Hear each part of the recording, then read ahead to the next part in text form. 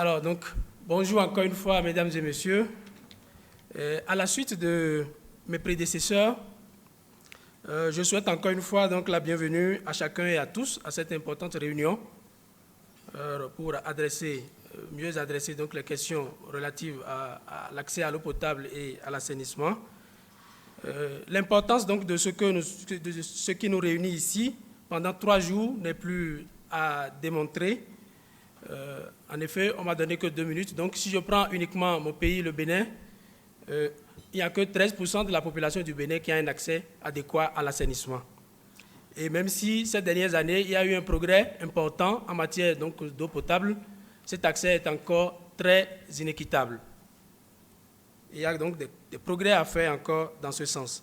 Je suis persuadé que c'est la même chose dans nos différents pays, en dehors donc des pays du Nord. C'est pour cela que des séances comme celle-ci sont la bienvenue pour nous aider à mieux cadrer nos différents enjeux, à mieux trouver les solutions les plus idoines aux questions que nous nous posons dans nos différents pays et à mutualiser les différentes solutions. Donc, la session qui commence maintenant est une session qui va s'intéresser donc à la clarification d'un certain nombre de concepts, à avoir des contributions des uns et des autres et des recommandations pour mieux asseoir ce partenariat. J'espère que nos différentes attentes, telles que nous les avons énumérées tout à l'heure, trouveront leur solution avant que chacun de nous ne reprenne la route d'ici 3 jours. Je vous remercie. I'm going to be trying to do 4 or 5 things in this presentation, essentially trying to give you a little bit of a background to remind you of what our current framework is within SWA, what we've achieved very briefly, and what we've heard from the consultations that took place ahead of this meeting about what's needed going forward.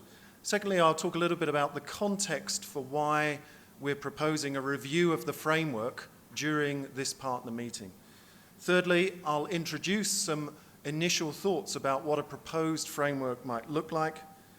I'll then switch gears a little bit and talk in more detail about the focus of the 3 themes that we'll be dealing with tomorrow and Wednesday in our breakout groups.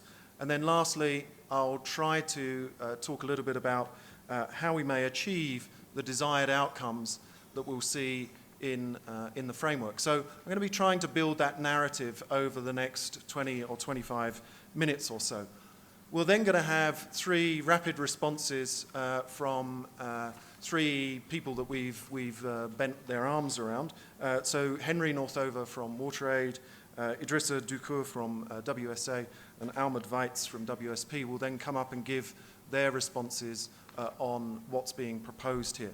And then Mike is going to lead a facilitated discussion in plenary with you around what we've seen during the presentation and also from those discussions. So that's what we're doing and moving forward.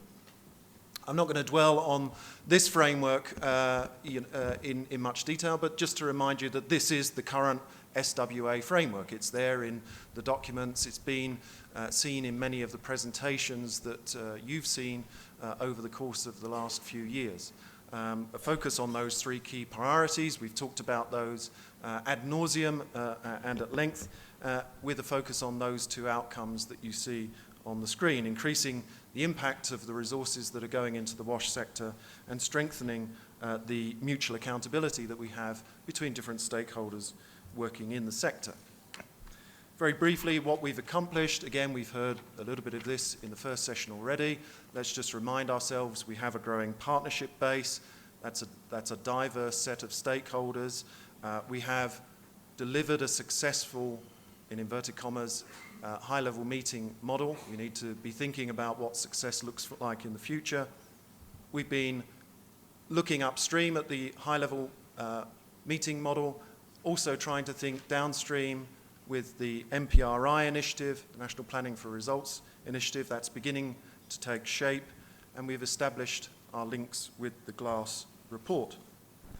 The next 2 slides are slides which come back from the survey of partners ahead of this meeting. So they're based on your responses in essence, and we've tried to aggregate that in two elements. This first slide is really relating to the added value of SWA to the sector. I think I'm being asked to speak up a little bit, so sorry about that. My throat is a little bit croaky. And essentially during that survey, you know, we came back and heard from you about some of the things that you felt were important from an added value perspective of SWA, the diversity of partners, the platform for exchange of both technical information and also the political environment, if you like, through the high-level meeting, that it helps to raise and prioritize the WASH sector amongst many competing policy demands at the national and international level, that it's a mechanism to increase the commitments and the accountability behind those commitments moving forward in the sector, and that it's a platform for countries to communicate with and between development partners. So that's what we heard about the added value of SWA from you. And a related question was, what should SWA as a partnership be focusing on in the future? And it's been interesting, just in the NGO group I was standing in a moment before lunch, someone was saying, well, SWA needs to be much, much more ambitious. We need to aim much higher. So it's interesting seeing this reflected back as the first point in this slide from that survey. So more ambition, we need to be thinking, maybe in the political sphere that means working with more heads of state, with prime ministers, with finance ministers. It means perhaps broader engagement across a range of different countries that we're not currently focusing on. So you were talking about, in your responses to the survey, Latin America, middle-income countries, other sectors, more donors, the BRIC countries, and a stronger civil society voice. You were talking also about we need to really focus on strengthening monitoring and accountability more. So the HLM monitoring commitments has already been something that a number of people have mentioned to me. Where are we with that? How can we make that sharper? How do we think this through with the Secretariat and with the partners within SWA? We heard also a focus moving forward on country processes. What does this mean? I think you were indicating to us that we need to be thinking more about in-country support and assistance, both financial and technical, and sharing and learning across the processes that countries are going through, particularly around their planning horizons.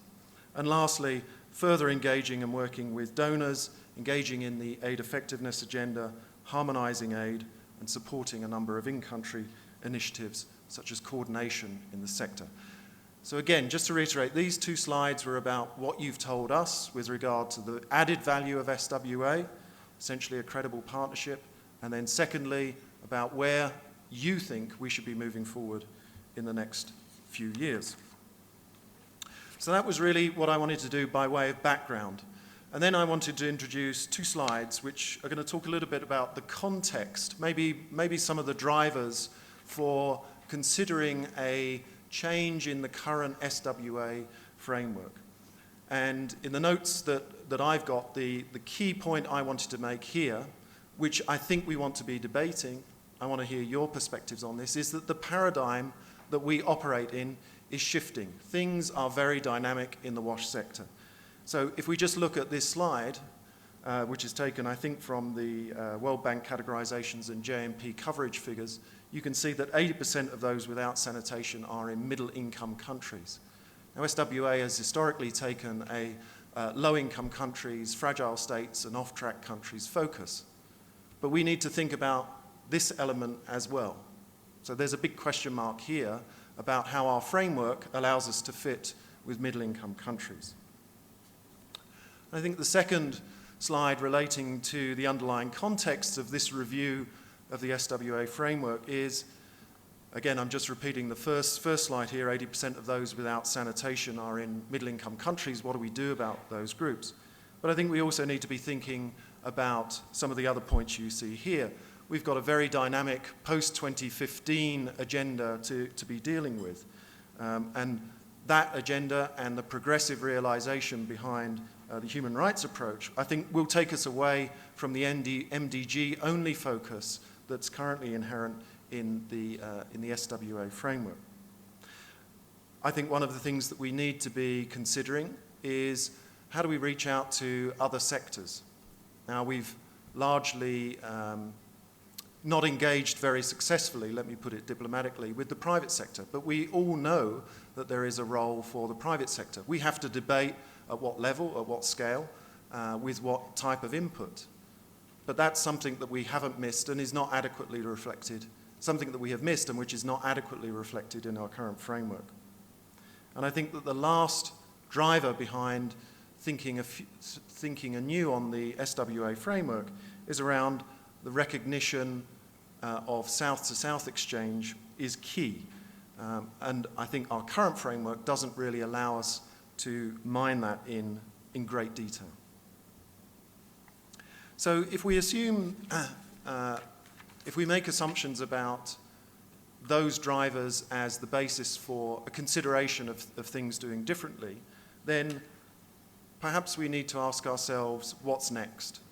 And what you see on the slide at the moment is some of the discussions which I think you've seen reflected back in the dialogue processes ahead of this meeting, in the consultation that we've had with you, and also in the discussions that have been taking place in this room already today.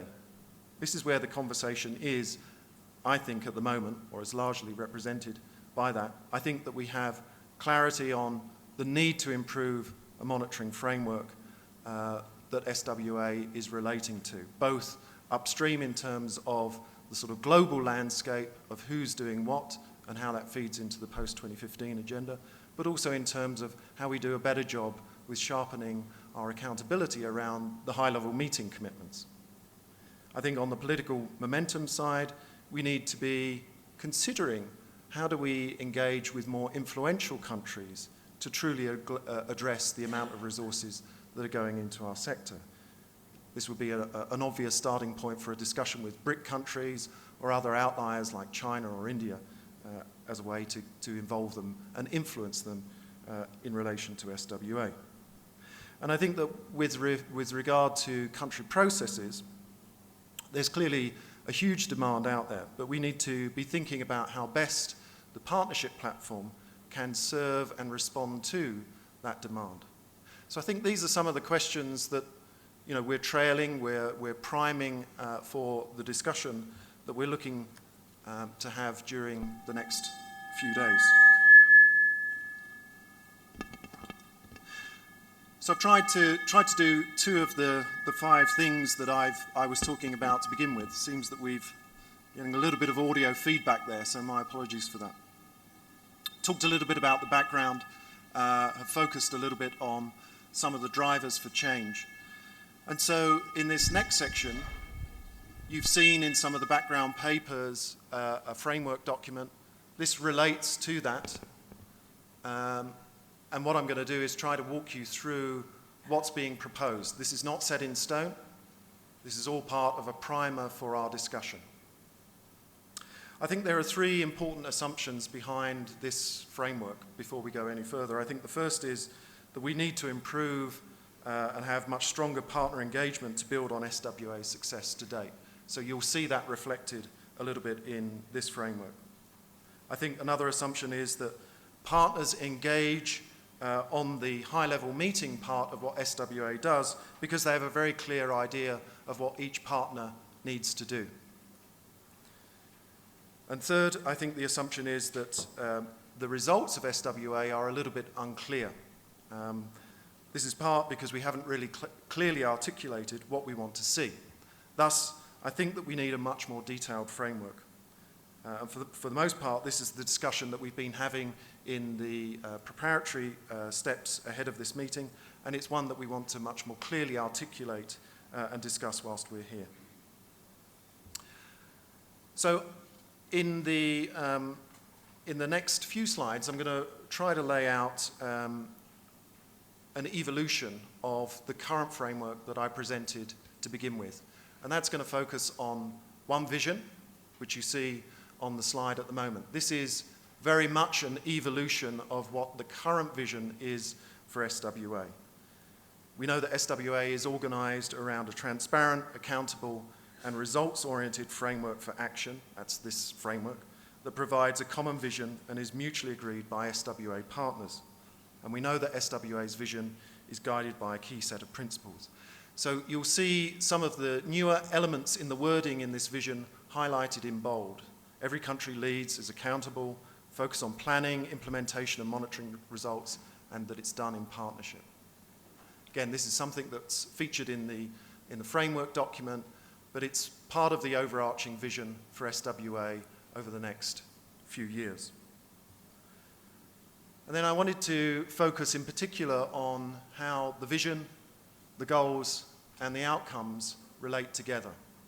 So if we assume and accept that vision statement, what we're proposing as part of our move forward here is two goals.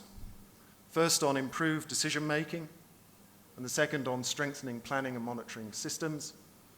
And that what's related and builds into that are 9 outcomes, which are clustered a little bit by 3 areas. So in order to attain the vision that we've just outlined, I think we need to achieve those 2 goals. In order to achieve those 2 goals, we need to focus on those 9 outcomes.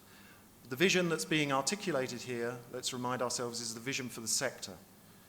It's not a work plan for SWA. This isn't SWA's outcomes. This is about improving sector performance and implementing the aid effectiveness agenda in the WASH sector. So SWA is about improving sector performance, implementing that agenda. This means first and foremost country leadership and action and donors and development partners working in alignment with that country leadership. Sanitation and Water for All framework consists of those 2 goals, and let's just try to look a little bit at the 9 outcomes in relation to those 2 goals. I think we can do that on the next slide. So in relation to improved decision making, for instance, we've got a cluster around 2 of these 9 outcomes, around decision makers, especially politicians, allocating adequate and sustained resources. That's the first of those bullet points under the 9 outcomes column.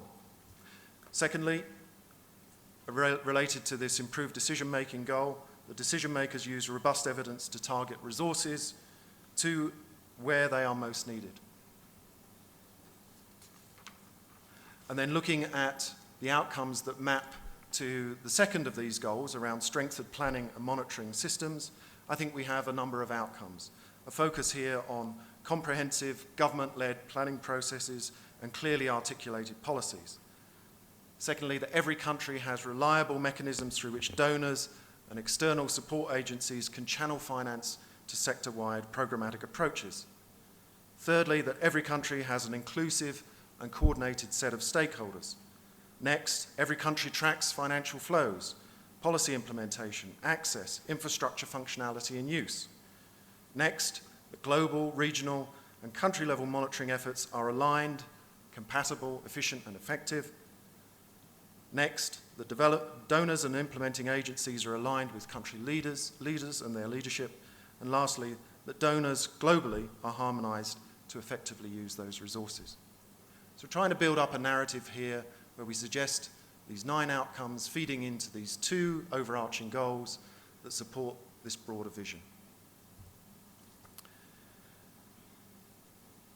And then if we are looking at ways in which SWA plays into those outcomes, then we're also talking about 9 medium-term objectives, which again relate to those 3 areas of monitoring, country processes, and political dialogue. So, again, just to try to bring this together, on the left-hand side, we have, for the sector, those 9 outcomes that I've just been through, and then our proposal for you around objectives that SWA would take more of a lead on. These would be objectives and activities that we could be feeding into. So I'll leave that up on the slide for the moment, on the screen for the moment, just so that you can begin to see how those objectives would feed into some of the some of the outcomes that we're laying out here. For instance, rationalised global monitoring leading into the development partners aligned with country leadership. That we have, if we agree on sets of standards and norms, that feeds also into in-country monitoring and donor harmonisation. That the country processes objectives that are listed here on the right side would map against a number of the outcomes that you see on the left-hand side. And likewise with the political dialogue objectives mapping again into both those outcomes. Really the point trying to make here is how those proposed objectives feed into those outcomes, which are outcomes for the sector as a whole.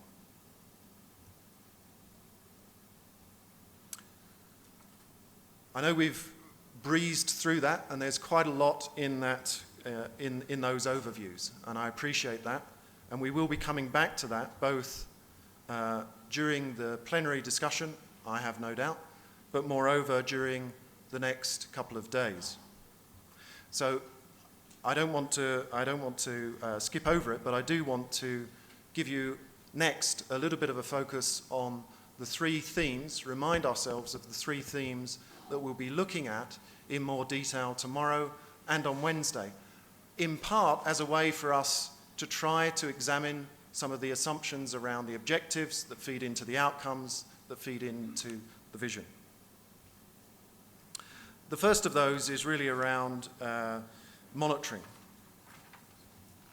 And this is a slide which I think we have Dominique Duval and Clarissa Brocklehurst to thank or despise, probably in equal part, I imagine, because it's quite confusing. And I think I put it up there not as a way to give you any clarity, because it does take you time to think this through and engage your brain, but really just to reinforce the point, several points. It's a very crowded landscape when it comes to monitoring. It could be even more crowded if we included everything such as human rights monitoring, impact monitoring, or other initiatives at the regional level. I think one of the things that we hope that you will see from this overview on monitoring at the global level is that some efforts are clearly duplicated, are duplicative, and some that are aligned and some that are not. And I think some of the questions that we need to be asking ourselves in the breakout groups tomorrow and Wednesday are around things like, can we? How do we rationalise this type of framework? How do we align and link national and global monitoring mechanisms in a more effective manner? And what is the role and added value of glass in all of this? Our relationship to glass being one of the things that we've tried to work quite hard on. I think one of the other points I'd like to interject at this moment was a discussion, again, I had in my group about monitoring. And one of the points of clarity I think we want to get through tomorrow's discussion and on Wednesday is we're talking about seemingly two different things in the monitoring paper. One is around the global landscape, the post-2015 agenda, the redundancy from much duplication, and SWA's role in all of that. And secondly, there's something which many of you are asking, which is how do we do high-level meeting commitment monitoring more effectively? And those two things, we need to see how they link together, how they marry up, and what the respective actions and objectives are behind them.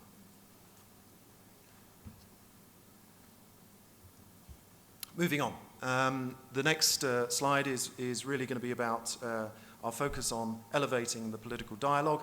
I think we have two big questions to grapple with tomorrow and Wednesday. How do we achieve even more impactful future high-level meetings? There's a number of options that have been laid out for you.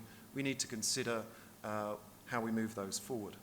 So size, scope, venue, target audience are going to be the types of things. I think secondly, how do we sustain political dialogue between HLMs? How do we root that at the national level? How do we build a post-MDG dialogue? How do we engage with the high-level panel that is emerging? So it's a very dynamic political prioritization landscape out there. We need to think through how we're dealing with that. And then lastly, again, for those breakout groups, we need to think about how to strengthen and support country processes, how to quicken and increase the impact of MPRI. We've heard about this baby being born, we want it to be taking its first few steps. So that's something we need to be thinking through together as a partnership. How do we build scale? How do we improve the selection process? I think secondly, with regard to country processes, we need to focus on what other country support activities could SWA focus on. How do we look at other and more improved forms of technical assistance coordination? What are the programs to support other initiatives or monitoring, joint sector reviews, CSOs, so forth? So that's just to give you an insight into those 3 breakout groups that we'll be doing tomorrow and Wednesday. So then coming back to this big picture, I said that we would talk about this a lot during the next hour and a half or so and throughout the course of the meeting. I guess the last bit of my presentation is for us really to then think through, well, that's all well and good, but how are we going to move forward? How are we going to try to achieve the desired outcomes with the current partners that we have? Again, I think there are important questions that we need to be raising here around rationalizing the global monitoring landscape, including more countries in that, strengthening the political dialogue, and a need for greater credibility by having more influential actors at the table, and then strengthening our country processes and our South-South exchange. So one of the missing bits of the jigsaw, I think, is how can we achieve those outcomes, those 9 outcomes that I spoke of, with our current partners in the partnership. I think another bit of the jigsaw is a question mark that we have to ask, a question we have to ask all of ourselves, which is about the level of ambition that we want within SWA. And this relates in particular to 2 things, about engaging with more and different types of stakeholders. So we've got questions around more countries, more donors, and sectors which are missing. And I think the second element of being more ambitious is how do we strengthen the monitoring landscape? How do we legitimize political dialogue? How do we make South-South learning fundamental as part of SWA's processes? And the third of those big questions is going to be about how SWA does its work. So do we have the right mechanisms and the right procedures and the right structure for engaging for impact? What is the role of our steering committee, our task teams, of the Secretariat? Do we need to review the behaviours and drivers for this partnership to understand how we can best optimise our working together in constituencies? And I think that means we need to look at a number of things. We need to look at roles and responsibilities. We need to look at coordination and outreach. We need to maintain a focus on SWA being partner-led. And we maybe need to question ourselves around the constituencies that we have. Coming to the end of my presentation now, and there's a lot here for us to digest, and this is not going to be the last time at which we can do this. But if we assume that we want to drive down that path of revising our framework, of thinking through different approaches, a different focus, broadening a scope, etc., we also need to recognise that there are certain implicit risks and challenges in doing that. Again, these are things which I expect to come out from the working groups. We need to address what the risks and challenges are around losing focus and diluting goals, especially if we move on or in addition to targeting off-track countries. We have to discuss that. We have to agree on where we're moving forward.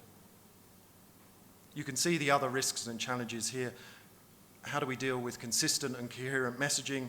How do we take concern of taking on more before we've fully accomplished our primary goals or our initial aims? So would we be undermining a clear identity if we were to broaden scope and extend and evolve SWA? Is it about either or is it more about sequencing when we do those things in the future? I just want to, confine my remarks to 2 particular areas. One is on the suggestion for broadening the engagement of SWA, geographically broadening it. And I wonder if we could look at that very clearly in terms of the potential downside risks that SWA would be incurring if we broadened ourselves geographically too wide. My question is, what is the rationale for broadening that engagement? And it's not clear to me from the paper. China has very little incentive to come on board with SWA. It's already spending $27 billion a year between now and 2015 on WASH. As a donor, it's actually not very big in Africa when it comes to water and sanitation. It's about almost as much as WaterAid, for instance. So what is the incentive for China either to be engaged as a donor or else looking at the areas of need in China and some other countries as well? I think there is possibly an argument for countries that are highly dependent on donors. So for instance, maybe expanding to include Bolivia, Nicaragua, Honduras, some of the lower income countries in Latin America. But I wonder about the added value, the comparative advantage SWA has beyond those countries, those highly aid-dependent countries which are not performing well. There is, I think, a serious risk that if we broaden SWA, if we open the scope too wide, we risk a diffusion of our goals and our objectives. And in that case, I would challenge those who are wanting to go down this road, please explain to me how the dynamics, the drivers of that broadening agenda are going to lead SWA to be significantly different from, for instance, the World Water Forum, where you have these very nice sounding declarations, but everyone is driving it to the lowest common denominator to keep everyone in the room. And actually, to be fair, and I apologize for those who have been pushing World Water Forum, it's often difficult to see where the progress chasing, where the political added push comes from these very nice declarations that one has in World Water Forum. So I'd really want us to look very clear and soberly at these downside risks and to think them through. I'll just finish off with this quick point. When we decided to create SWA, we wanted to look at, I think there was a consensus on two things. One, the water and sanitation sector was cluttered with conferences, declarations, meetings, and nothing was resolved. No one was returning to what they said, what they'd committed to, and SWA was offering us the prospect of being very clear about we want to target those countries, we want to work with those countries, that there is a partnership on offer, and it's about raising the level of ambition in some seriously off-track countries. Three big problems. Sanitation, the most off-track, worst-performing MDG. SWA had a role in correcting that. Secondly, the worst-performing sector, WASH sector, when it comes to aid targeting. Most of the aid, for instance, went to middle-income countries. And lastly, donor coordination.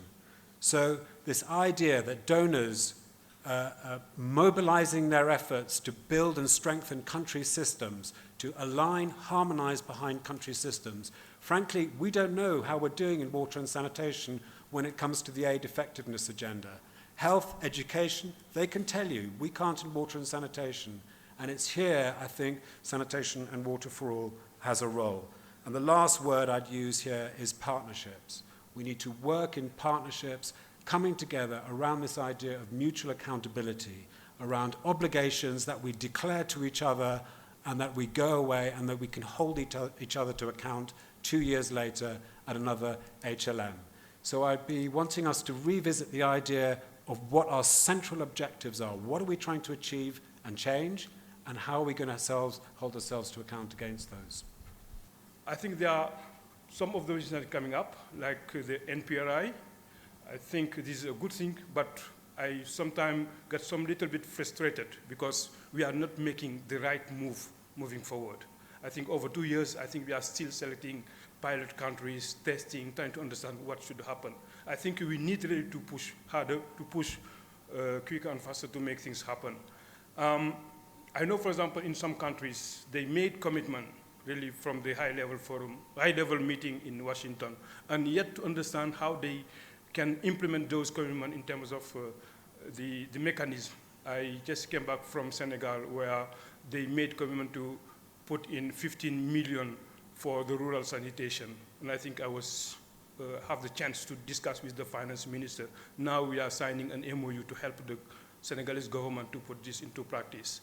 I was in Togo 2 months ago. I met with the finance minister again. He mentioned that he has already put 2 million for 2013 budget, but still looking for good project from the water ministry and also the mechanism for implementing those projects. And I think where really we can make difference. They are committed, they are willing, they are trying to put resources moving forward, but still I think where they need those support. The second aspect for me where this platform or initiative can help is the financing aspect.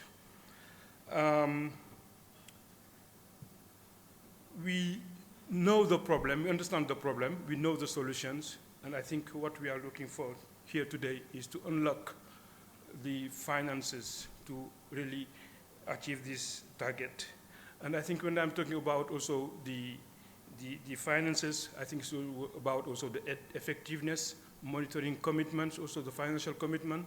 And you would be surprised when you look at the commitment made last year, the backflow, the money which is committed by donors are going back. I'm not going to cite any names of country, but some country, they made this commitment and they make it clear that this money is going back for their own organization. I think it also raised the issue of substitution of capacity. It raised also the issue also how genuine or how serious we are about these things.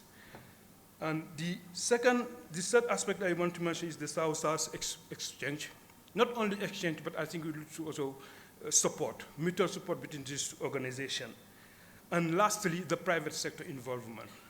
I think Darren mentioned that we haven't given a clear thought on this, but it needs to happen because we conducted recently a study looking at tariff and price for sanitation in 6 African countries. It showed clearly that there's money flowing into this business operators. We need to help them to make their water and sanitation business more efficient. Thank you very much. Good presentation. I enjoyed reading also the paper. I think I've been admittedly one of those people who have been actually pushing for a broader engagement, so you will hear some different comments from me, I guess. And I wanted to focus them on two areas, basically. One is a focus on the effectiveness. So if we go with the new framework, the proposed framework, the original paper I had was one vision, 2 goals, 9 outcomes, 3 themes, and 8 medium-term development goals, medium-term objectives, which have now been made into 9. So now it's 1 vision, 2 goals, 9 outcomes, and 9 medium-term objectives. I don't think any one of us, even in a year's time, will be able to retain 9 objectives or 9 outcomes. So I do think we need to push ourselves very, very hard to simplify this if we want to go with this. 9 is just too many. And the question is not whether these objectives are not important. I think they are very important. But which of these is SWA the best partnership for to address? That, I think, is a key question. And maybe it's not all 9. Maybe some of them can be put on a back burner so that we start off with the things that we can actually tackle in a relatively short period of time, I think.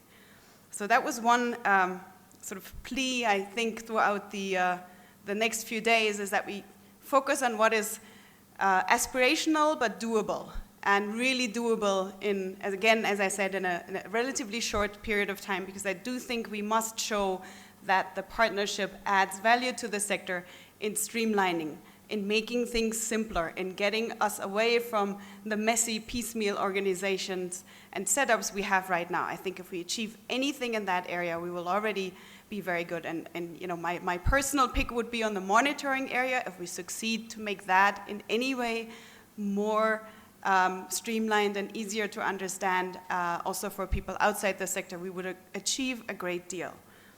The second point on the broader engagement, I mean, I do hear the concerns and I understand them. And at the same time, I'm asking myself, which are the countries that the most off-track countries currently could learn most from? And my view would be it's the countries that have been very successful over the past decades. And that includes Vietnam, that includes the Philippines, that includes a number of those middle-income countries who've done a very good job at pushing forward their agenda. and they're not here. They're not represented. And the way it goes right now is through the donors. If the donors know something good about Colombia, they may bring that to another country. Shouldn't we have them at the table? And we shouldn't have them at the table as donors. I don't think that's it. But for South-South learning, to have them lead some of this, and the lead element I think is pretty important here, because otherwise we won't get them to come. We won't have Thailand or China at the table if they don't get, or Brazil, if they don't get something something that they can demonstrate they have done to others. Should we not have them at the table? I don't think we need to worry about diluting the little bit of financing that is available right now in SWA. These countries don't need money. That's not what they are looking for. So the focus on what we would like to finance could still very much stay with the off-track countries.